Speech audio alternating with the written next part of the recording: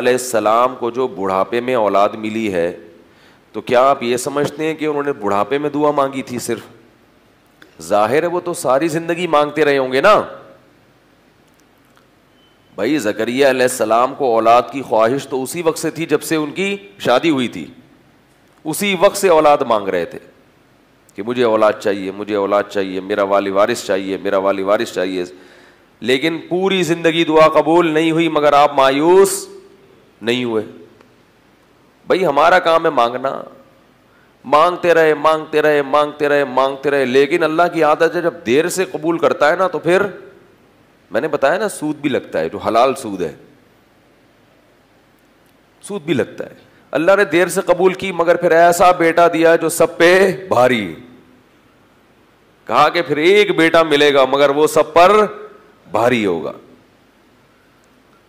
ذکر رحمت ربک عبدہ زکریا, پوری سورہ مریم میں اللہ نے حضرت زکریا کا تذکرہ کیا, ابتدا وہاں سے کی. تیرے رب کی اس رحمت کا ذکر ہے جو اس نے اپنے بندے زکریا پر کی.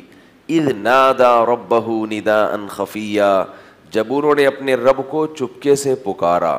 چپکے سے شاید اس لیے پکارا کہ اگر میں سب کے سامنے دعا مانگوں گا تو لوگ مذاق اڑائیں گے کہ بوڑھے کو کیا ہو گیا, بال سفید ہو گئے ہیں, بیوی بانجھ بھی ہے, بوڑھی بھی ہے, اور اس عمر میں کیا مانگ رہے اللہ سے, دعائیں مانگ رہے خفیہ, چپکے سے جا کے اللہ سے کہہ رہے.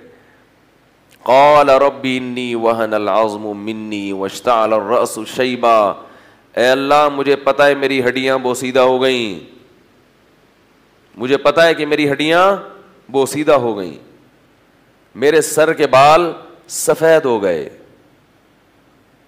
واشتعل الرأس شیبا ولم اکن بدعائک ربی شقیا, مگر میں تیری رحمت سے مایوس نہیں ہوں, مجھے پتہ ہے تو دعائیں قبول کرتا ہے.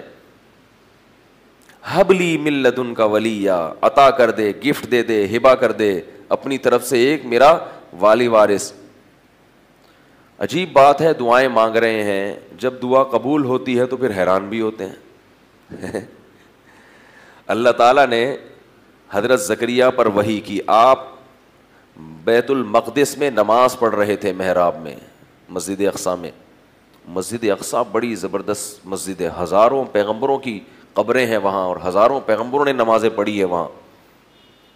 تو محراب میں اللہ نماز پڑھ رہے ہیں کہ فرشتے نے آپ پر آ کے وحی کی, یا زکریا انا نبشرک بغلام, اے زکریا ہم تمہیں خوشخبری دیتے ہیں ایک لڑکے کی. چونکہ دیر سے مل رہا ہے تو خوشخبری بھی کیسی, اسمہ یحییٰ, اس کا نام کیا ہوگا, یحییٰ ہوگا. اللہ نے پہلے سے رکھ دیا کہ اب جب گفٹ مل رہا ہے تو پھر تحفہ ایسا ہو کہ خوش تو ہوں. لم نجعل لہ من قبل سمیہ, اے زکریا اس سے پہلے اس نام کا کوئی بھی دنیا میں نہیں گزرا. اب جب خوشخبری مل گئی, قال ربی انا یکون لی غلام, اللہ میرے کہاں سے بیٹا پیدا ہو جائے. وہی پھر مانگ کیوں رہے تھے,